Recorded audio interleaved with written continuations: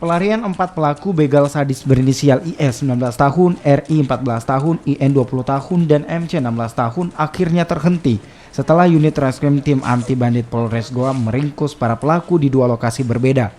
Dalam menjalankan aksinya, para pelaku tak segan untuk melukai korbannya menggunakan anak panah dan senjata tajam jenis parang.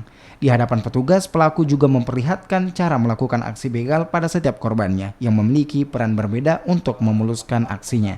Dari 4 pelaku, 2 diantaranya terpaksa dihadiahi timah panas karena melakukan perlawanan saat diminta menunjukkan tempat barang bukti disimpan. Selain keempat pelaku, polisi juga menyita 1 telepon genggam, 3 buah busur panah, dan 2 unit roda 2. Untuk mempertanggungjawabkan atas perbuatannya, pelaku diancam kurung maksimal 12 tahun penjara. Untuk melakukan aksi,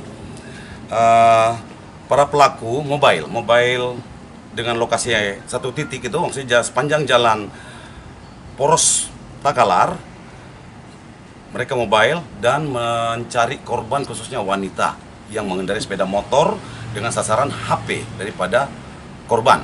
Jadi cara mereka ini membagi tugas. Jadi mereka ada berempat menggunakan 2 sepeda motor. Selanjutnya mereka membagi tugas 2 mengambil atau menjamret atau melakukan pencuri kekerasan terhadap korban yang sendirian. Kemudian ada teman korban yang berada di belakang mengawal 2 pelaku lainnya untuk menghambat pergerakan teman korban yang mengawal ini supaya